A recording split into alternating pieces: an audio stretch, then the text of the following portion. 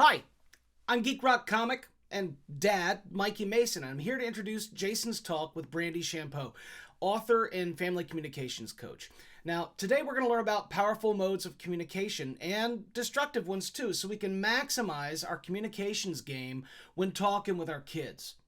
If you haven't yet, please do hit the like and subscribe buttons. It helps a lot. And when the show's over, come on over and check out my music at mikeymason.com. I write and sing songs about things that geeks love, about geek life in general, fantasy, science fiction, role-playing games, video games, and cats. A lot of cat stuff. But anyway, thanks. Now let's go see what Jason and Brandy are talking about.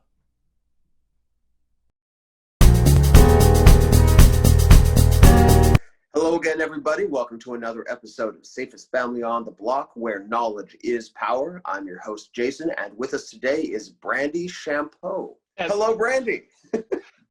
Hi, how are you? Really well. How about your own self? I'm doing wonderful. Considering the fact that the world's ending all around us in 100 different ways, it's good to hear that. Well, I believe this too shall pass. So Yes, one way or another. So, Brandy is an author, speaker, and curriculum developer. She's the founder of Exploring Expression, through which she helps parents become both their own expression so they can make learning fun and easy and natural, not just for the children, but for themselves as well. Brandy's books include 5 children's books with workbooks, 2 guided journals, and her newest book, Hearing is Not Enough, a guide for being a better listener. Brandy's a single mother of 3 children, including one with special needs, and she lives in sunny coastal Georgia. Yes. So, Brandy, you're bringing a wealth of experience and information to our listeners today, and I'm really glad to have you. And I'd love to start with finding out a little more about this book. It's been recently released. It's doing great, I hear. So what is Hearing is Not Enough? Okay. Hearing is Not Enough is a practical guide to how to be a better listener. And I take it from the approach of the different relationships we have in our lives. You know, we have relationships with our romantic relationships. We have family relationships with our children and our siblings. We have professional relationships and acquaintance relationships for, say, like the cashier or your waitress. And we also have friendship relationships. And we spend, as a society, we spend so much time talking. And there are class after class after class when you go, when you go to school or when you go to college or in high school about speaking and public speaking and doing speaking and what to say.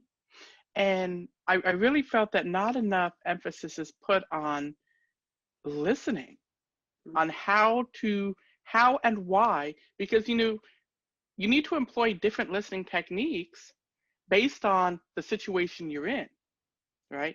And everybody has their own listening style. In fact, on my website, there's a quiz on how to determine your listening style, because that's where we start to understand, based on what my style is, this is how I can best listen to others so that we form relationships and foster communication. And, my platform is all about helping our children. I'm all about children, especially children with special needs and different, different groups. And how much of our time as parents do we spend listening to our children? And that's what this book is. That's what this book is supposed to help you do. It's not just, what is listening, but it's practical. How do I practice becoming a better listener?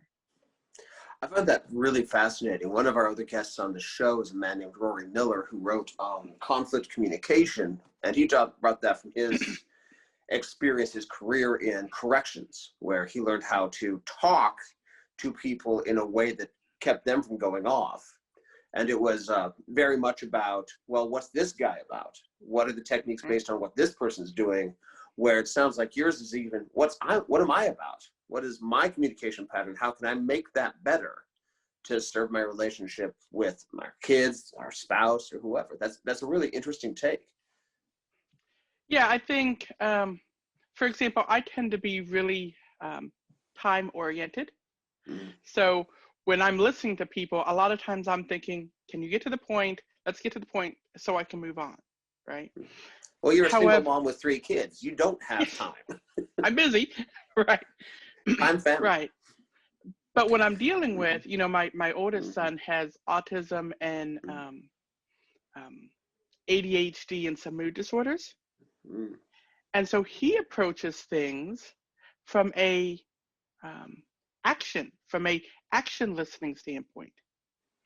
And so when I communicate with him, I have to remember I may be in a hurry, but his style, what I know about him, is action oriented.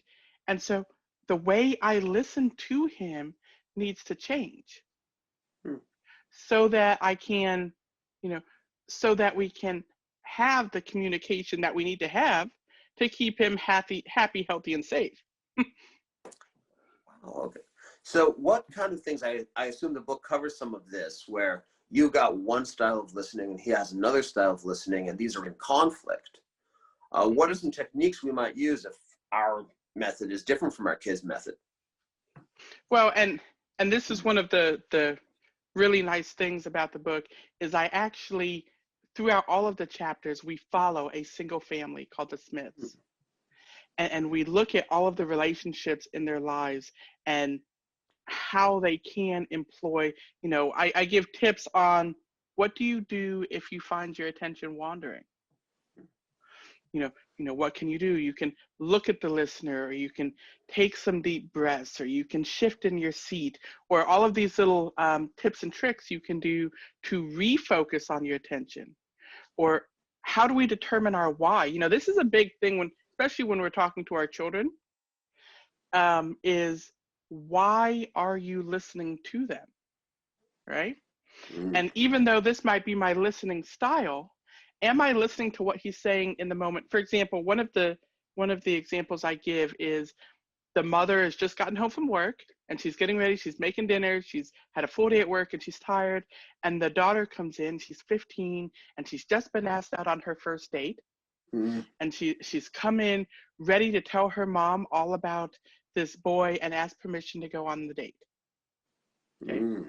So what kind of listening as a mother should you be employing at the time?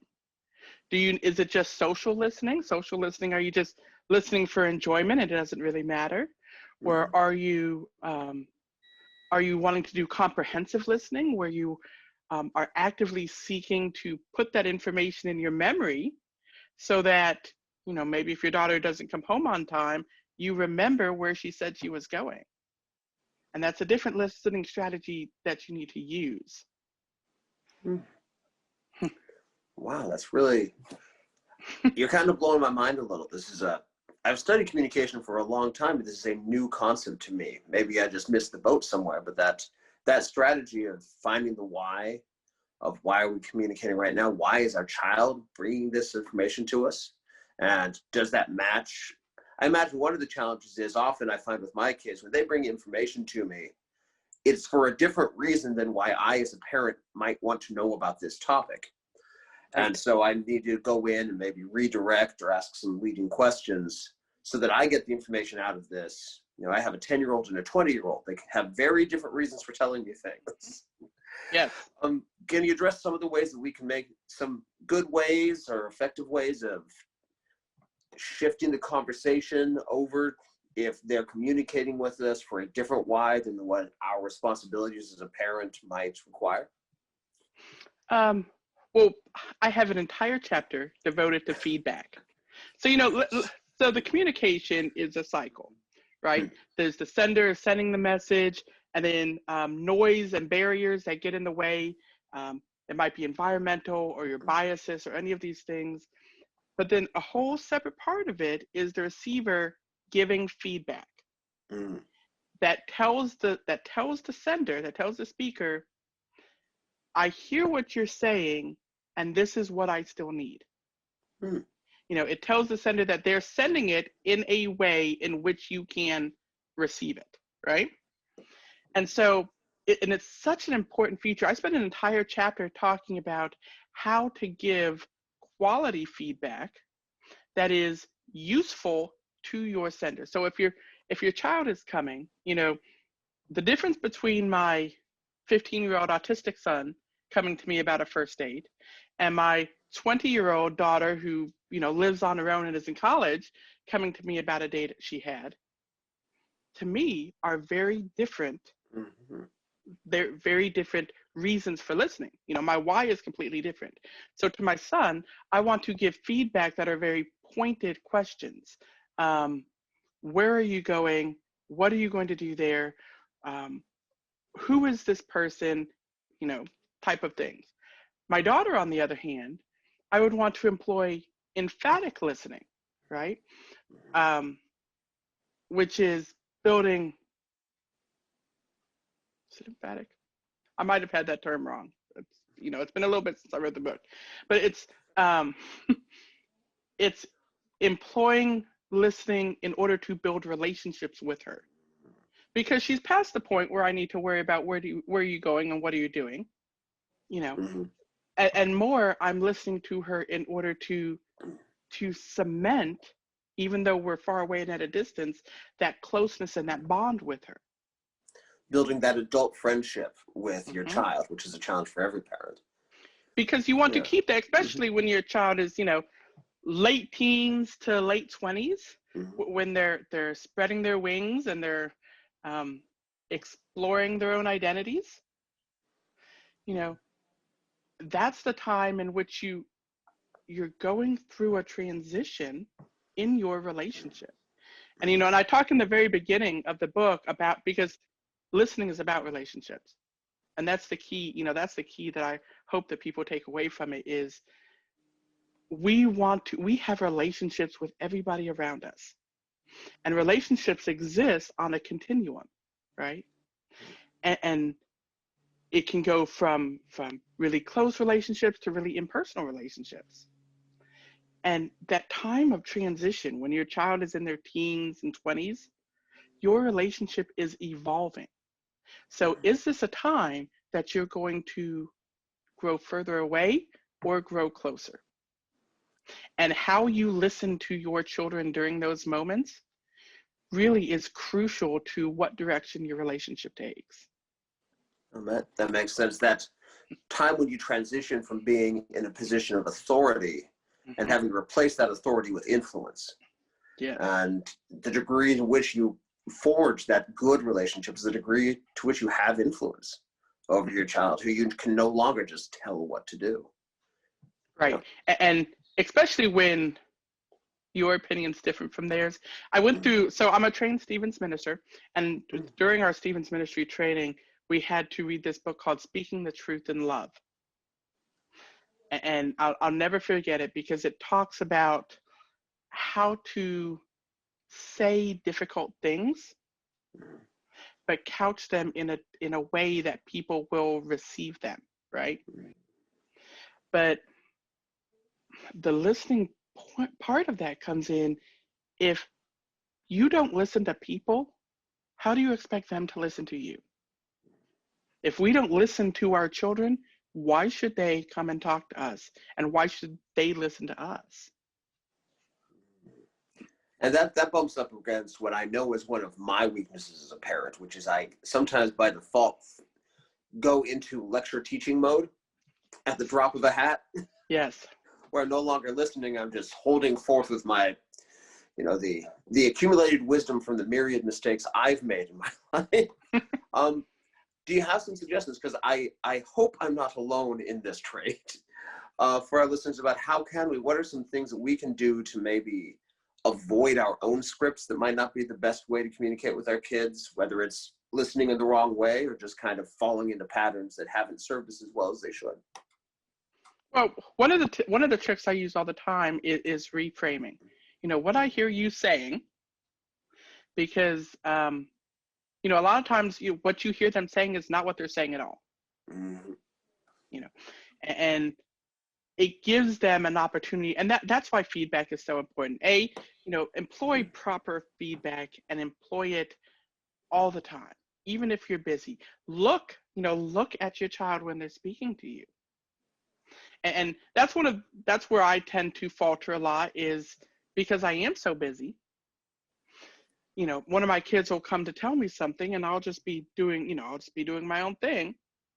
Mm-hmm. And I have to often physically stop myself and say, or if I'm busy, say, okay, give me a second, because it's okay to tell your kids, give me just a second so that I can focus on what you're saying.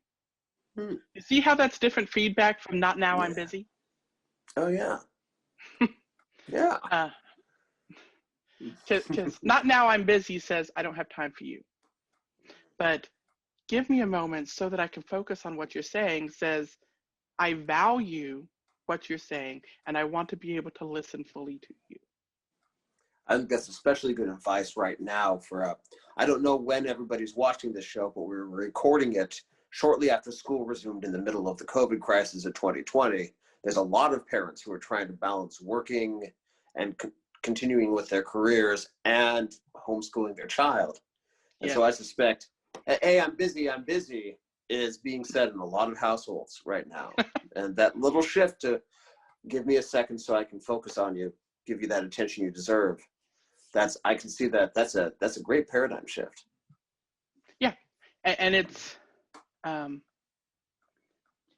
a very easy change of language, because in truth, we're saying the same thing. We're saying, I'm in the middle of something. But to a child, to a 7-year-old, my daughter is 20, but my youngest son is only 7. Mm-hmm. And, we run into that a lot of his homeschooling really does need hands-on. Mm-hmm. And so what I've done, because I work from home and I have a full-time job and I run my business and, I deal with my older son who's got special needs, is I give my son, this is your time. Mm-hmm. This is your time. He gets, when I go and put him to bed and we read his story and everything, he gets 5 or 10 minutes, which isn't that much in my life, but this is your time. What do you want to tell me? Hmm. Yeah, I remember my folks had that. There were 2, working career people with 3 kids, and I was fortunate enough to have both of them in the home. But they each had a date night with each other and with each of the kids. And it would be just sometimes on a busy week, we'd take a walk around the block and talk. Sometimes Dad would take me to the arcade when arcades were still a thing, before it was in our house on demand. And I just remember those moments very clearly to this day. That time that, I was too young to really think about it, but that they were prioritizing me and my brothers over all other things for just a little bit of time each day. And it worked, and I can see the wisdom of that. But you have to be determining, Mm-hmm. why is it that you want to listen? Mm-hmm. Because if our children don't feel heard, they will stop talking, right? Well, no, let me rephrase it. They won't stop talking, but they won't talk to you. And, you talk about this being, I'm not going to say a dangerous time, but there's a lot of dangers out there. Mm-hmm. And as a parent, I want to be able to know that my children are going to come to me. And it's funny, I tell my daughter, I said, you can tell me whatever you want to tell me. I'm probably going to judge, but then we'll get through it. That's a really nice, honest face to put on that. Yeah. Well, and that tells her that, she's going to tell me some things that are uncomfortable for me. In fact, she's 20 years old. She delights in telling me things that are uncomfortable for me. Mm-hmm. And I want them to understand that my opinions may not be their opinions. However, Mm-hmm. I value building our relationship, because Mm-hmm. this is about relationship. And that's what everybody wants. People want to be heard. Not just our children, but think about the last time you went out to a restaurant, right? Which, through COVID was a long time ago. We haven't been to a restaurant in since February. And your waitress at the restaurant, when she comes to take your order, Mm-hmm. right? Maybe she gets something wrong and she's trying to fix your order. and she's trying to explain to you how she's fixing it. You know, this waitress, she could be a parent going to school with a child and it's late and she's studying and she's tired and all of these things. This is your moment to build a connection with her. Mm-hmm. You know, in that moment, you can either build her up by looking at her when she's speaking to you and listening to her, or you can break her down by not just your feedback and not just, you know, looking at someone when they're speaking to you and paying attention and doing all these things, but think of how much we communicate non-verbally. There's an entire chapter of my book just dedicated to, I call it listening with your eyes, to nonverbal communication. That's just as much a part of listening as everything else that you're doing. And the key is, and that's why it's called hearing is not enough, because hearing is a basic biological imperative. As long as your ears work and the connections between your ears and your brain, all of that is there, you can hear. But just because you hear somebody doesn't make you a listener. My wife's told me that a few times. Yes. But this is really important information, I feel. A lot of the other guests, because my own background is in martial arts and security, so a lot of the early guests are people who work, professional, executive protection, military, and police, and they're all about the through line from what they tell us is situational awareness. Be aware of the danger before it hits you. And this kind of listening, I feel, provides the same thing for your relationships and allows you to be aware of your children's context, aware of the risks to your children in a way that if we're not listening, if we're just talking, if we're just lecturing, we can't have. And I think that's amazingly important. Now, Hearing is Not Enough is your most recent book, but it's not your only book. And when we were talking before we decided to do this interview, you had some other points that you wanted to bring forward to the parents listening to this program.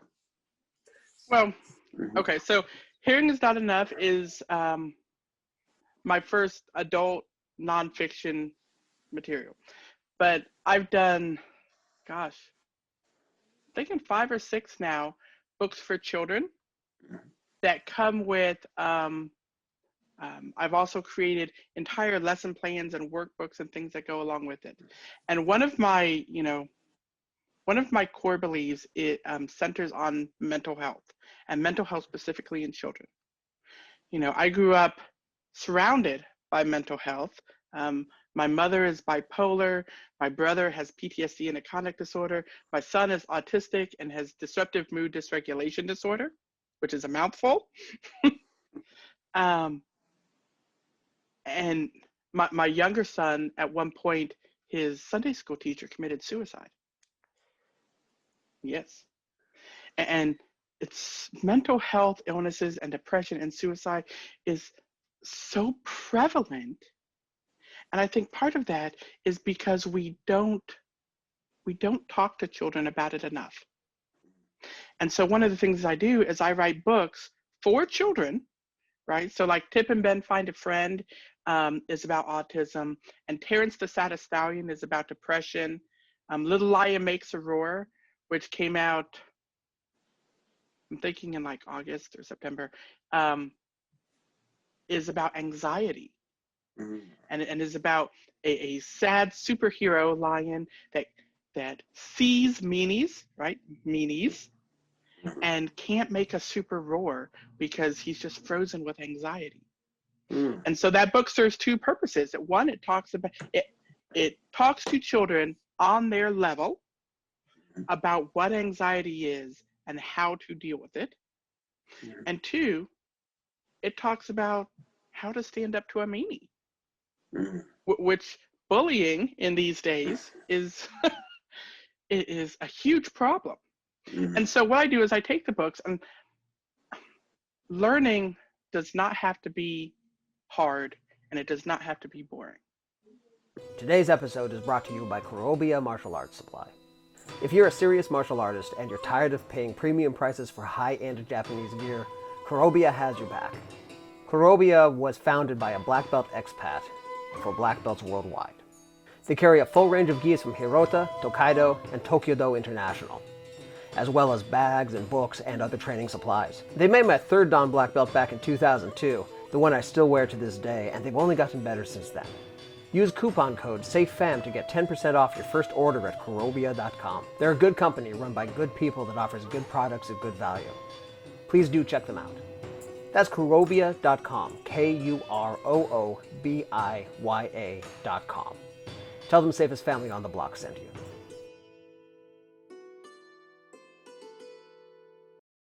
you. Because you can take a subject and you can build learning around it. And so my workbooks and my unit studies that go with it, not just teach about anxiety, not just teach about bullying. You know, I have a whole section in the workbook, how to be a superhero. And it's how to be your own superhero, right? And it talks about things like speak up, you know, or listen to people, or, you know, believe in yourself, work hard, practice good habits, all of these things.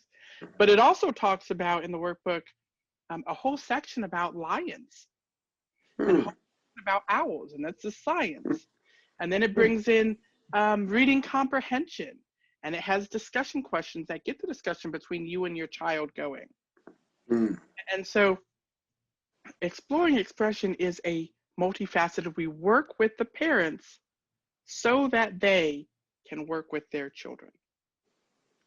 And so we create lesson plans and unit studies and curriculums. You know, we have a great curriculum coming out in the spring, all about how to create your own country, and it covers all of the core subject areas.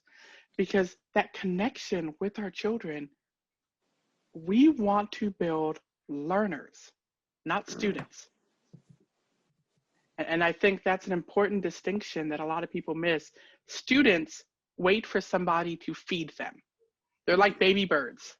They sit there with their mouth open and wait for somebody to drop knowledge. Learners are explorers, are seekers. These are children that are resilient. You know, we talk about having the safest house on the block. You do that by developing resiliency in your children. And that's the idea of, let's find the answers we seek. Right? We teach them how to be a learner. That reminds me very much of an old Calvin and Hobbes cartoon where they're talking to Calvin about his poor performance at school, and they say, but you like to learn, you like to read, you know everything there is to know about dinosaurs. Why don't you do well in school? And his response is, well, they don't talk about dinosaurs. Yes. And it sounds like the idea you're putting together here is that if you've got a child who's passionate about dinosaurs, you could build an entire lesson plan about dinosaurs. Or about whatever it is that they're passionate about. And yeah, we're doing our entire homeschool this year for my 7-year-old about superheroes. There you go. We're watching every superhero movie, and we talk about it, and we dissect it, and right now we're in the middle of studying how things fly, because Captain Marvel flies, and, you know, Superman flies. Interesting.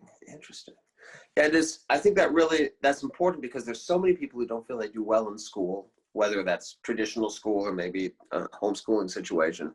But you take, for example, the classic dumb jock, right? Who wasn't really interested, didn't really participate academically, but you get that guy talking about the 1987 Yankees. Yes. And he's a scholar. Yes.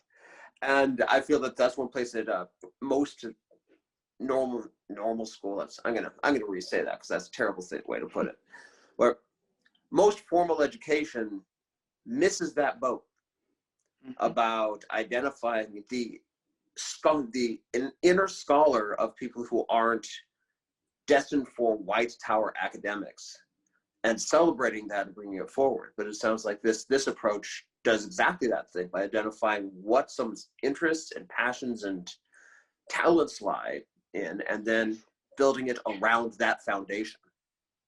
Absolutely. And in fact, you know, and it's twofold. It's how do we present the material to our children in a way that they'll receive it? But I also, one of the first guided journals I came out with was called 100 Things I Didn't Know Before. Mm. And it's the idea of so many children, and my older son struggled with this idea because it was so hard for him to grasp some things. Mm. He struggled with the idea that he wasn't learning anything. Why bother? I'm not learning anything, right? And that's a dark road to lead a child down. And so I came up with this journal. It's called 100 Things I Didn't Know Before, because I tell them all the time, if you're going to bed and you haven't learned something new, get up, it's not time for bed yet. And so each day I have them write one thing you learned, you know, even if at the end of the day you just say, Alexa, tell me something interesting, and she spurts off something, which we do every day because she's a wealth of interesting facts. It's the idea that at the end of, you know, 100 days or 90 days, whatever, you can look back and say, look how far you've come. Maybe you didn't learn, you know, maybe you didn't learn the Pythagorean theorem. Maybe we haven't got that in 3 months, but look at how many things you learned on architecture in Minecraft. Or look at, you know, look, you learned how to build this birdhouse today, and we did our universal yums crate, and we learned all about Thailand or Canada, or, you know, because I structure entire unit studies around that subscription box. Look at what you did learn. This shows you that you can learn, and if you can learn this, you can learn this. It's just going to take you a minute. I think that's especially important in the current technological environment where we all have access to the sum total of human knowledge at all times. And so the old school, no pun intended, model of education where you go into a room and memorize facts is so much less important than it was 20, 30 years ago. And just that sense of curiosity and knowing where to go find things, and increasingly now knowing how to look at two pieces of conflicting information and figuring out which one is actually true. Right. That seems to be so much more of value. And it sounds like that's exactly what you're putting together with Exploring Expression. Yeah, and it's, you know, we try to approach it from an idea that life is interesting. And sometimes too interesting. Again, we are recording this in 2020. Yes. Well, but even still, you know, yeah. I have one of my first books for adults was a guided journal. It's called 90 Days to Your Better Expression. Right. And it talks about, it has 3 stages. Stage 1 is looking back so we can move forward. And then stage 2 is relearning how we think about our lives. And then stage 3 is planning, you know, setting goals and planning for the future and making our path on our way to our better expression, right? And through it, one of the things I work on is the idea that things that are hard are still useful. You know, and I give the story back several years ago in, gosh, maybe 2012, something like that, when my daughter was in junior high. We lived in Oklahoma, and we got caught in a tornado. Now in Oklahoma, you get caught in tornadoes all the time. It's, you know, one of those things. Oklahoma, you have tornadoes. But this particular one, I had just had a baby. I had just had my youngest son. So I guess it was more like 6-7 years ago now. He was still in a carrier. My daughter was at school. My older son was at school. She was in junior high. He was in elementary. And she had just gotten her cell phone. And a tornado, it's tornado weather, a tornado alert day. And I picked up my baby son and we had gone home. And lo and behold, a tornado is headed for us, like straight for us, a monster tornado. And the guy on the newscaster, the weatherman, is saying, if you're not underground, you're dead. You have to get below ground, right? Screaming on the TV. I have my infant in a carrier, in a closet, because we don't have a shelter, you know. And I'm communicating with my daughter on the phone. And she's like, the principal just came on. She sounds worried. The power just went out. I don't know what to do. They're making us all go in the hallway. And then she says, Mama, I'm scared. And I said, it'll be okay. Just do what she says, I'm scared. And then the train goes by, And if you've ever been in a tornado, it's like being in the path of a train. It's loud and all our power goes out and nothing. And I'm sitting here in the closet. I got my baby strapped in the carrier and it's upside down, with our crib mattress on top of it. And it goes by and I'm like, okay, I'm fine. The baby's fine. And I text my daughter and I say, Samantha,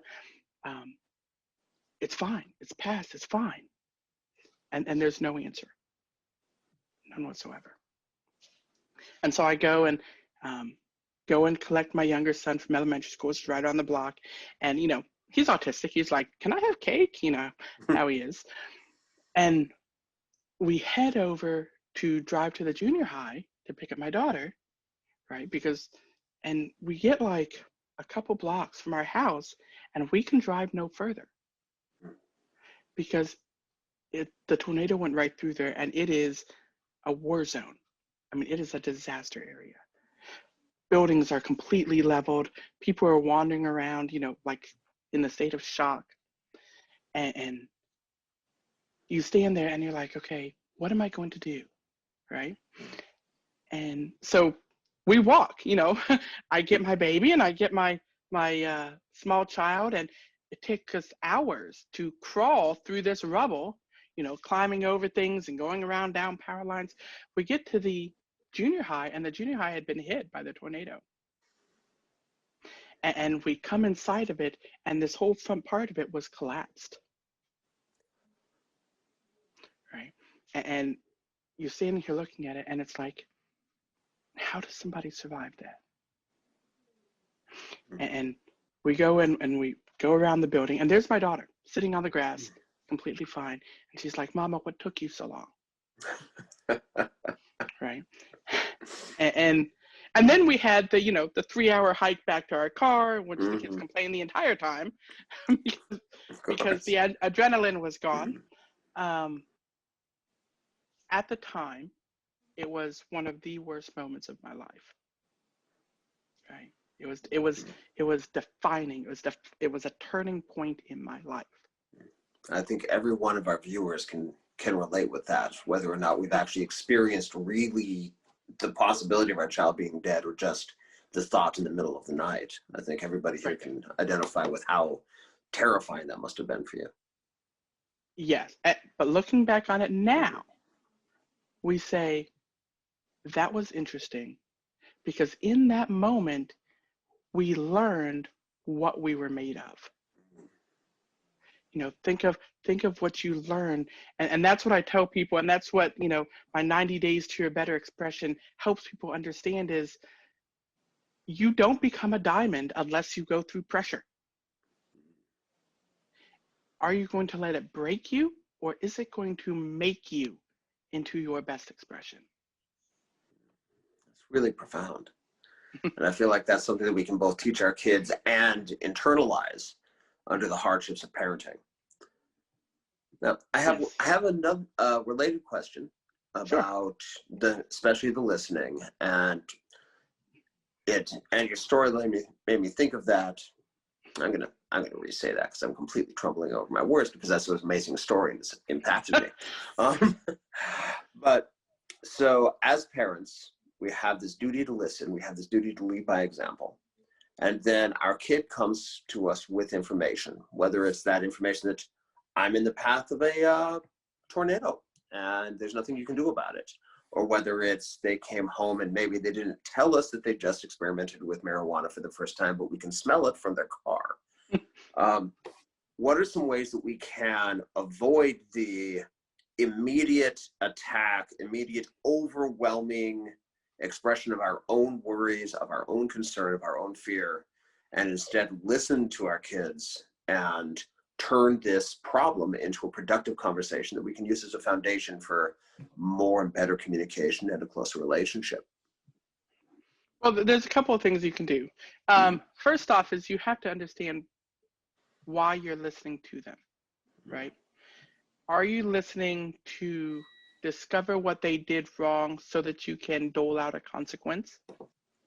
Or are you listening to help your child through something they're going through, right?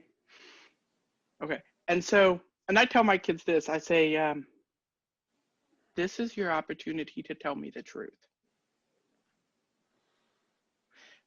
Because they know, and I've brought them up with this idea that the very worst thing you can do is lie. It will be so much worse if you lie. And so, as they grow up, and now, like I said, my older kids love coming to me with hard truths. But I tell them, I say, this is your opportunity to tell me the truth. And if it's something that when I hear it, I'm like, okay, I'm going to snap. Because, we're parents and we're all human. And some of the things, if, for example, if your child has been experimenting with drugs or something like that, and it's like, that's what they're doing, and you're so frustrated and you're so, how could this be my child? I start out with saying, this is your opportunity to tell me the truth. Assume I already know. Right? Even if I don't, I always say, assume I already know. And then once they tell me, a lot of times, I'll be honest. I'll say, okay, now I need a moment. Because what that's doing is it's all about feedback. The feedback I'm giving to my child is saying, I heard you. I heard you enough that it's affected me. But before I speak more hurt, I'm going to take a moment and I'm going to collect myself. And a lot of times, I can't tell you how many times I've gone to the bathroom when I really didn't have to go to the bathroom. Because I needed a moment, and I say, okay, go to your room, stay there. I'm going to use the restroom. I'll be right back. And then we can discuss it. Because sometimes as parents, we think that we have to respond to everything right then. But we don't. We have the ability to say, give me a second, let me collect myself. And then let's have a conversation. And I will listen to you. And then and this is where being such a good listener comes in. Because we listen to them, then we have the right to say, I listen to you. Now it's your turn to listen to me. Create that reciprocation in that respect. Leading by example, which is I've always felt is the baseline requirement and one of the hardest requirements of being a parent. Oh, it is. Yeah. What's that? Do what I do, not what I say. And I like especially that the showing how an adult who is in a loving relationship handles being overwhelmed by emotion, where you just say, okay, you know what? I need a minute. Because as you say, I think a lot of the time we feel this need to be this 10-foot tall and bulletproof superhero at all times. And, when our kids are young, they believe that of us, but they figure out otherwise faster than we're willing to admit it. And yes. To admit that, okay, I'm not bigger than these emotions right now, but together we're bigger than the problem. But here's how I'm going to get us into that state, to show that and to admit that weakness, and then demonstrate how you handle it. I think that's hugely valuable as a parent. And I think it's important that we not couch it in terms of weakness, but couch it in terms of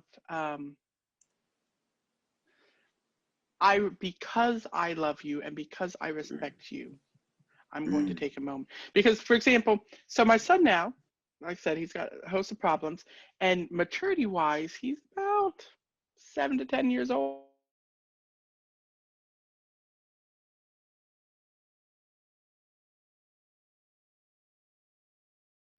He is a small child in the body of a man. And so some of the things, a small child, if they're falling out, you can just right? I do that sometimes with my younger son.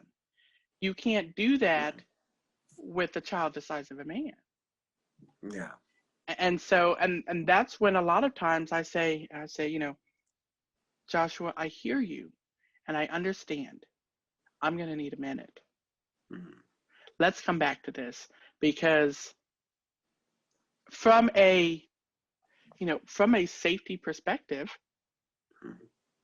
what good is it to rile both sides up until they're screaming and fighting with each other? All that can do is lead to more hurt people, right? And so a lot of times, at least in my household, my first thing to do is diffuse the situation. That's my first thing. And then once it's diffused and everybody's calm, then we can come back and readdress it. But as long as you're mad and I'm mad, nothing really positive is going to come out of that. That's, I think, good advice both for communicating with our parents and with our partners. Yes. How everybody listening has been in that fight with the spouse, that you're not in the mood to listen. You're just responding to stimulus, which doesn't generally work for any of us. Well, Brandy, I really appreciate you coming on the show today. And before we go, though, you've clearly been doing this a lot. This is not your first interview rodeo. You've been working at this for a long time. In all those talks, all those shows, all those presentations you've given, is there something that people haven't asked you about that they wish they'd asked you about more?